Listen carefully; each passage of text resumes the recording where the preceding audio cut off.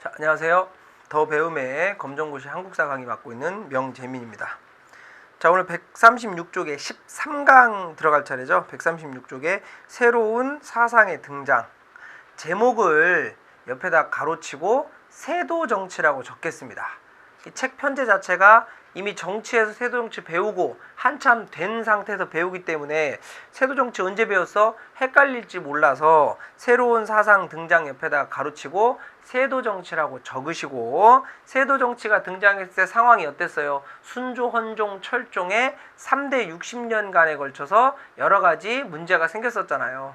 자, 그때 여러 가지 농민봉기, 홍경래난이라든가 진주 농민봉기 같은 것도 있었고요. 이러면서 이때 새로운 사상, 천주교, 서학이라고 불리면 천주교와 서학에 반대한다는 의미로 동학이 등장했었습니다. 왜요? 백성들이 먹고 살기 힘든 거예요. 나라가 굉장히 혼란스러워 먹고 살기 힘드니까. 그러니까 뭘 찾는 거예요? 이제 새로운 종교와 새로운 사상을 찾는 거죠.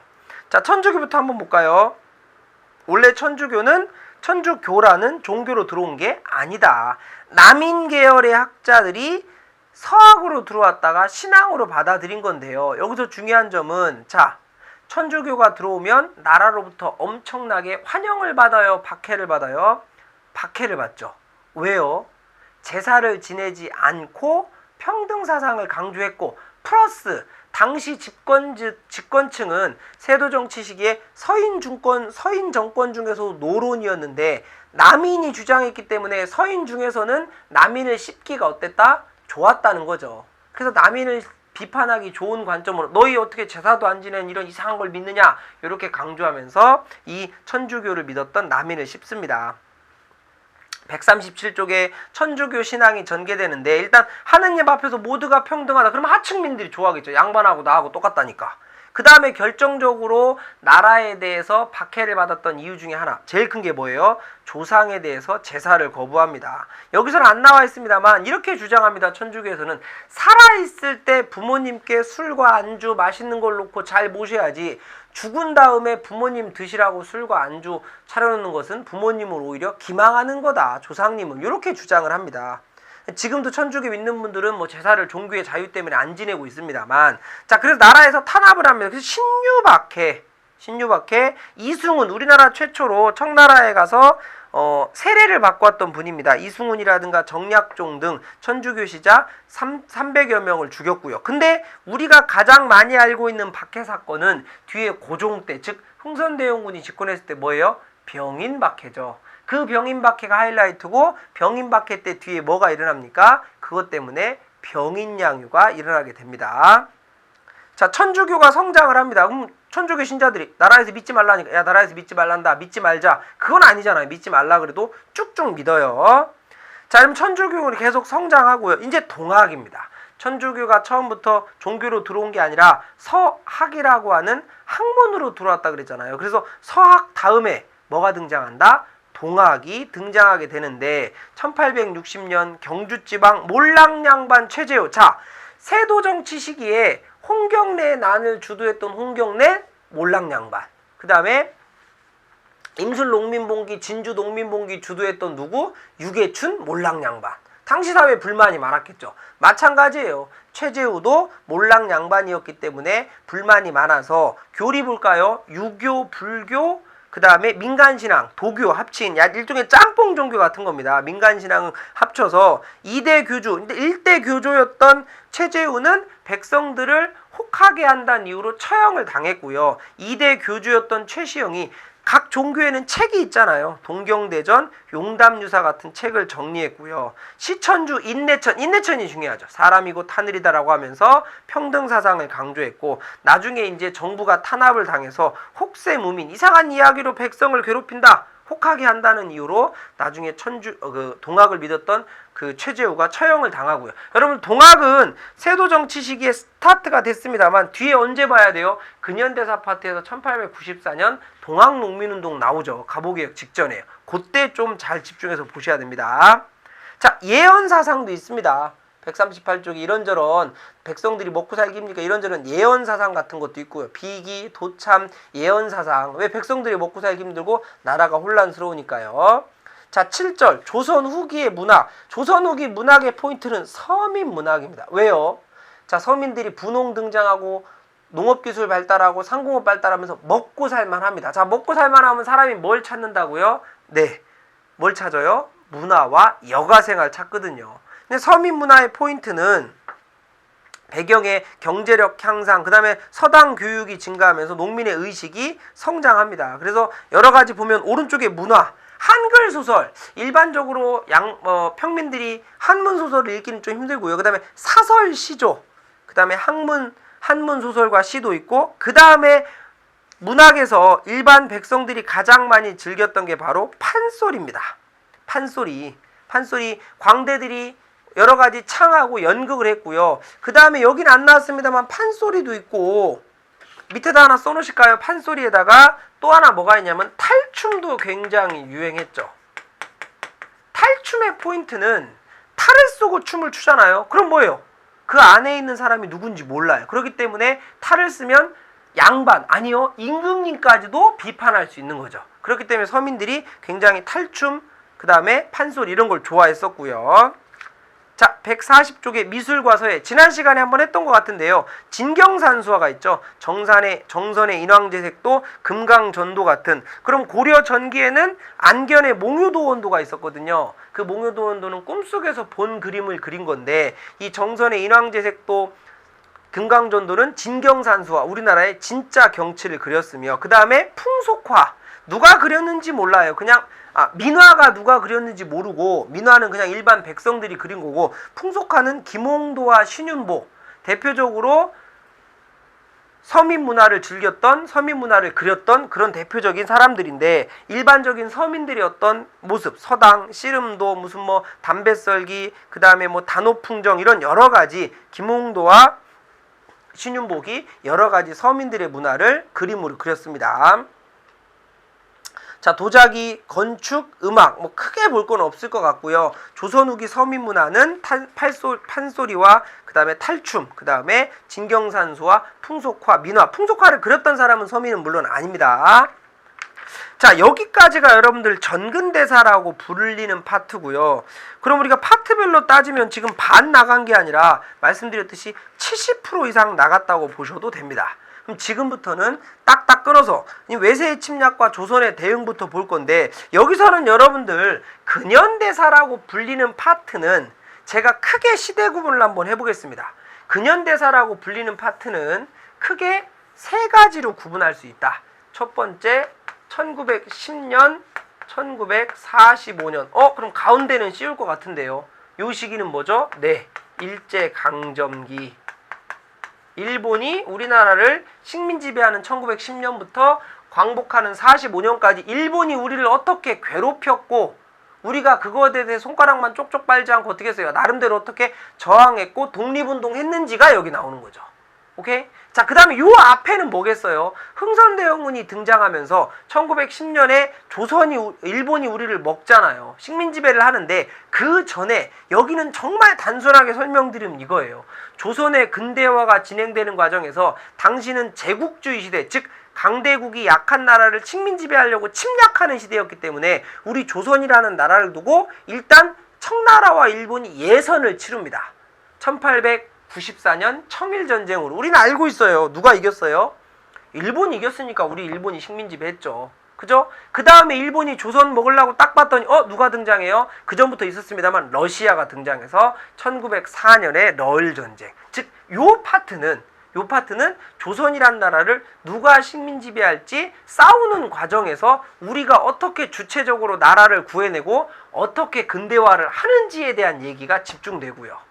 그 다음에 요 파트도 시험에 안 나오는 건 아닙니다만 출제가 많이 출제되는 빈도가 많이 떨어지긴 합니다. 45년이면 광복 이후에 50년 6.25 전쟁까지 5년 동안의 그 혼란한 시대, 남한만의 단독정부 어떻게 세워졌으며 50년 6.25 전쟁 어떻게 겪고, 현대사, 그래서 이승만 정부, 박정희 정부, 전두환, 노태우, 김영삼, 김대중, 노무현, 이명박 정부까지 각각의 정부가 어떤 정책을 펼쳤는지가 나오는 거죠.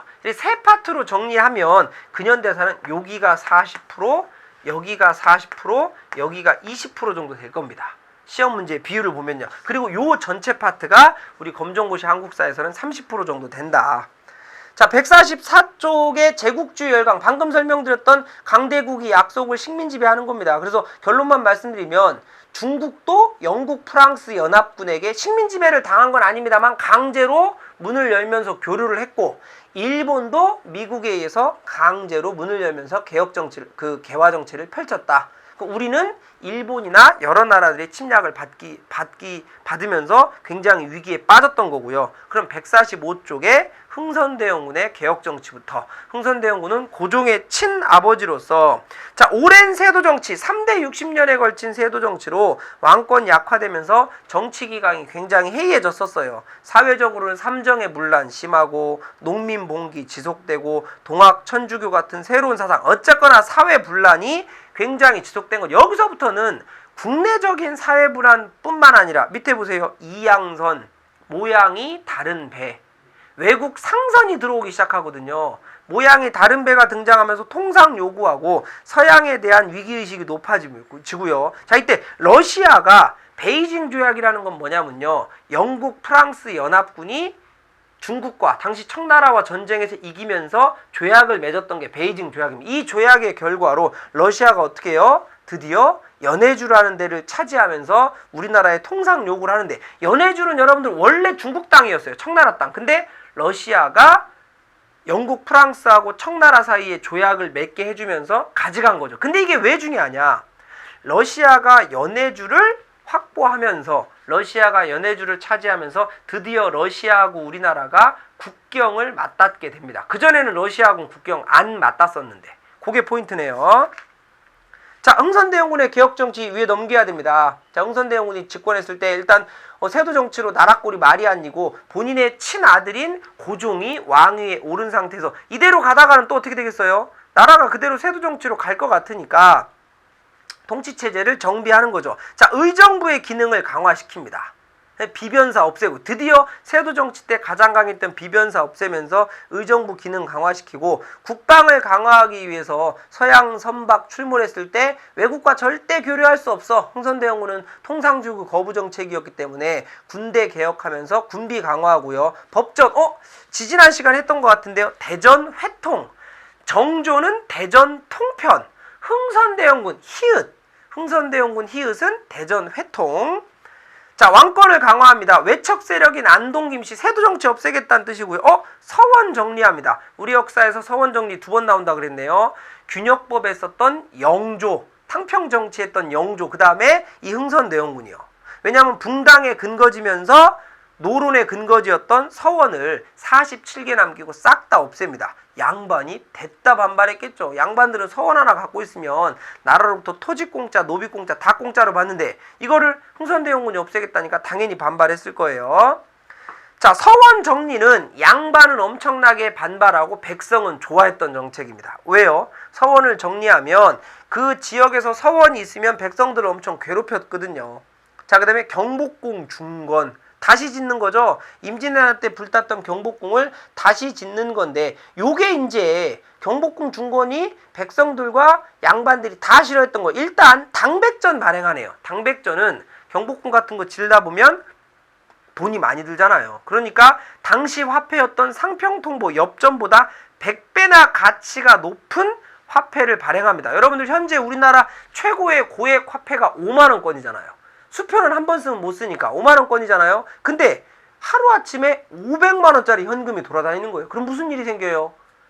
검정고시 사회에 나오죠. 물가가 뜁니다. 그걸 우리가 인플레이션이라고 부르죠. 엄청난 인플레이션, 물가가 뛰면서 백성들이 엄청나게 먹고 살기 힘든 거죠. 이런 일이 생기고요. 또 돈이 필요하니까 양반들에게 기부금을 걷어요. 기부금은 뭐죠? 내가 마음에서 우러나서 내는 돈이 기부금인데 양반에게 강제 기부금을 걷습니다. 그게 뭐예요? 원납전. 원래 원에서 납부한다는 뜻인데 원망을 납부한다는 뜻으로 바뀌어서 쓰이고요. 또 경복궁 중건하려면 노동력을 강제로 동원해야 되니까 백성들이 싫어합니다.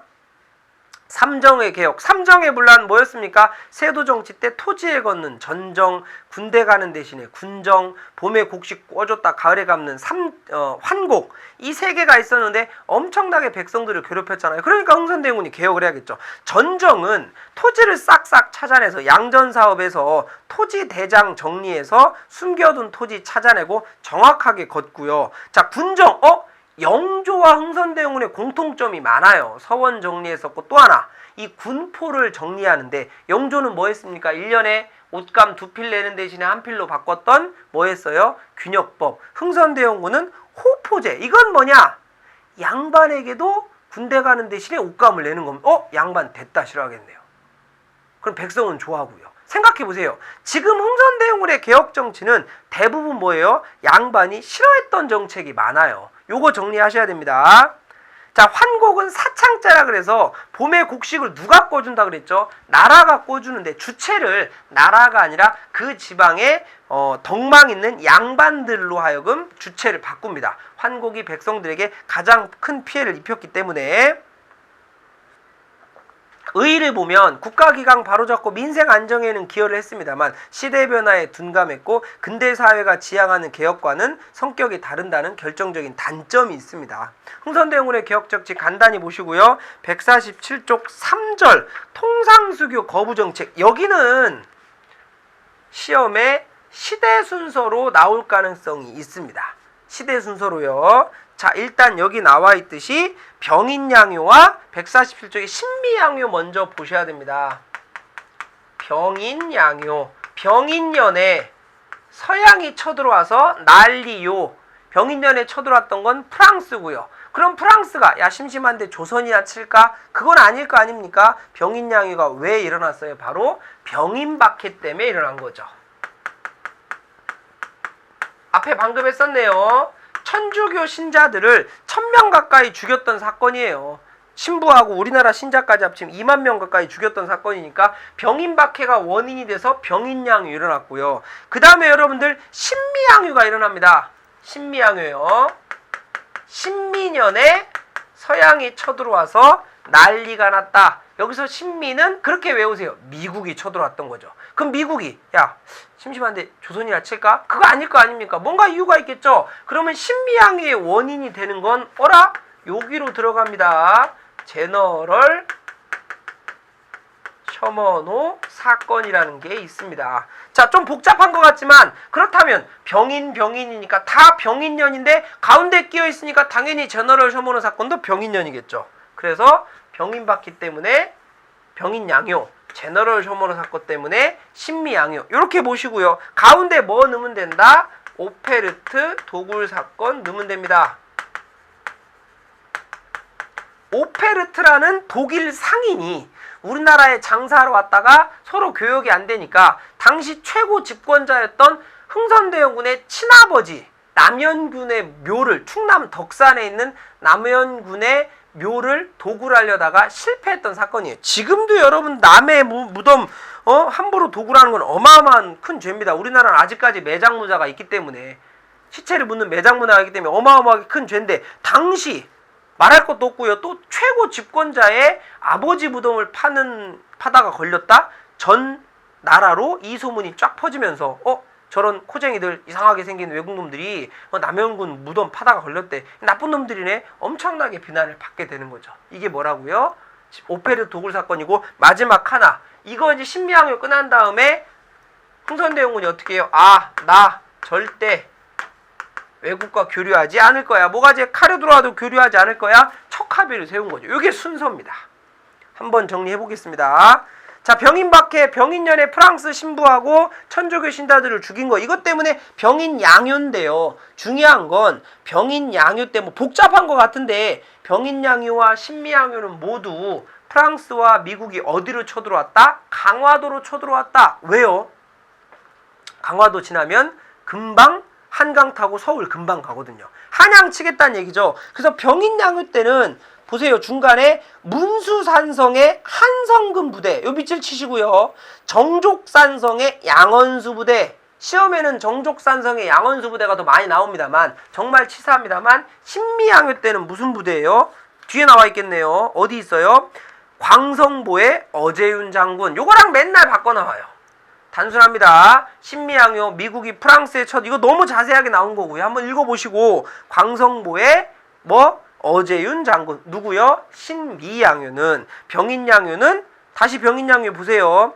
과정 세 번째 줄, 네 번째 줄에 문수산성 한선군 부대, 정족산성 양원수 부대. 요거 생각을 하셔야 됩니다. 그래서 이게 바로 병인양요 때 누구예요? 프랑스가 쳐들어오고 신미양요 때 미국이 쳐들어온 걸 우리가 막았다.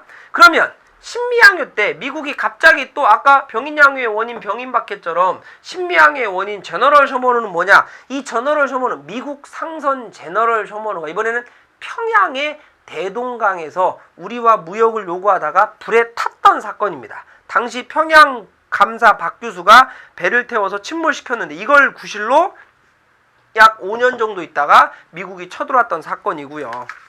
자, 여기 신미양요까지 정리하고 그 다음에 중간에 오베르트 도굴 사건 있죠. 독일 상인 오베르트가 조선의 통상 요구하다가 거부당하니까 흥선대원군의 아버지였던 남연군의 묘를 도굴하려다가 실패했던 사건입니다. 그러면서 흥선대원군의 통상조유 거부 정책이 더욱더 어떻게 된다? 강화되게 되고요. 밑에 이제 척화비 해설 보세요. 전국에 세웁니다. 한 200개 정도.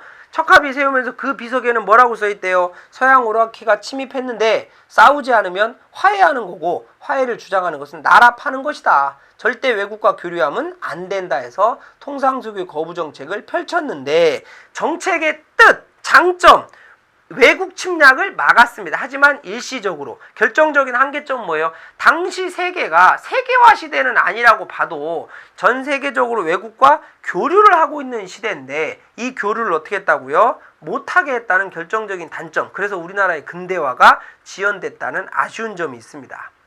오른쪽에 149쪽. 이제 흥선대원군이 하야 내려가고 고종이 집권을 하게 된, 본인이 직접. 왜냐면 고종이 이제 어린 나이가 아니라 나이가 어느 정도 컸고요. 그 다음에 기본적으로 고종은 아버지 흥선대원군과는 약간 생각이 달랐대요.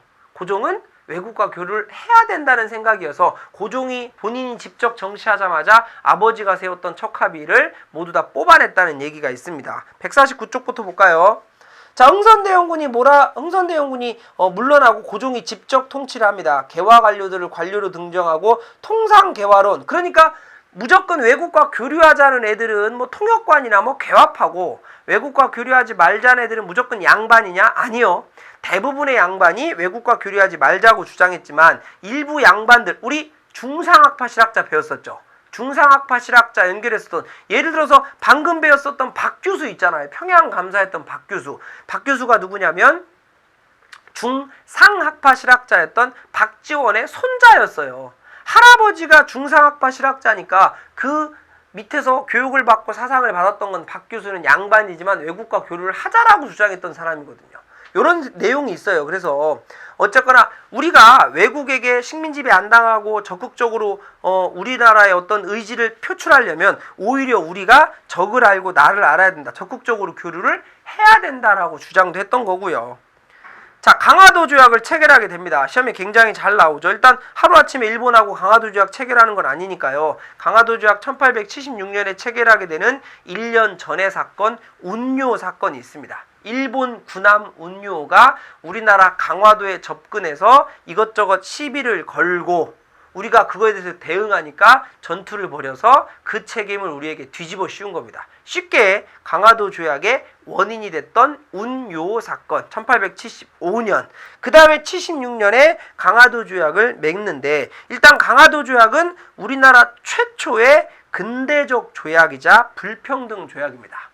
일단 최초의 근대적 조약이고요. 외국과 맺었던, 그 다음에 불평등 조약이라는 아쉬운 점이 있는데 내용을 봐야 되죠.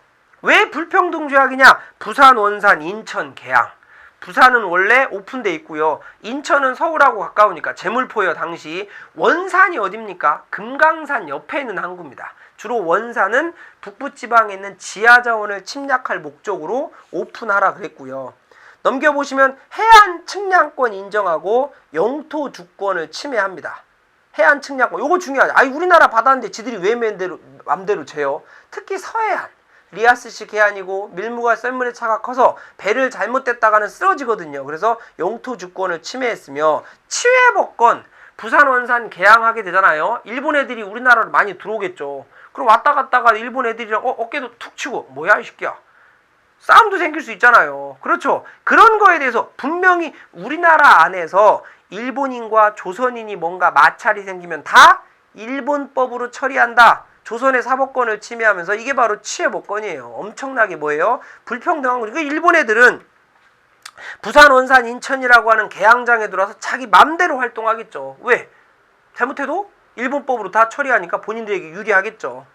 자, 최초의 근대적 조약이자 옆에다가 근대적 조약 콤마 밑에 있네요. 한 개 불평등 조약 세트입니다.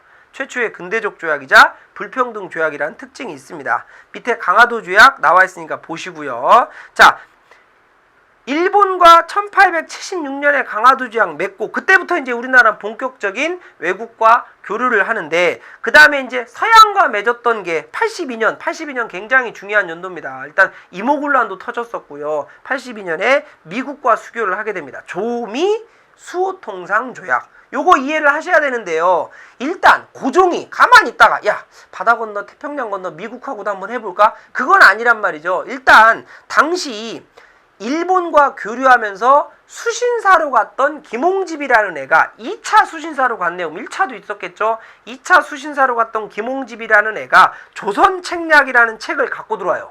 그럼 그 책은 뭐냐?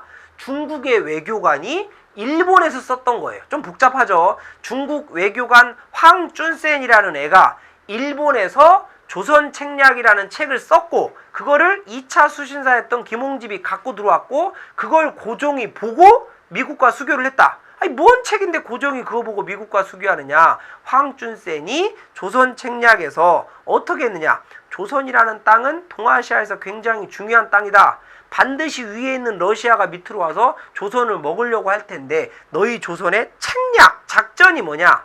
청나라하고 일본하고 미국하고 수교를 해야 된다. 근데 청나라 일본하고는 이미 교류하고 있고 미국하고 수교를 해야 된다라고 강조했기 때문에 이거를 고종이 보고 무릎을 탁 치면서 미국하고 수교를 맺는 거죠. 그럼 생각해보세요. 아 정말 고마운 애인데 청나라 외교관 황준센이가 우리나라 생각해서 정말 미국하고 수교를 알선해 준 거야? 소개시켜 준 거야? 당연히 아니겠죠. 왜요?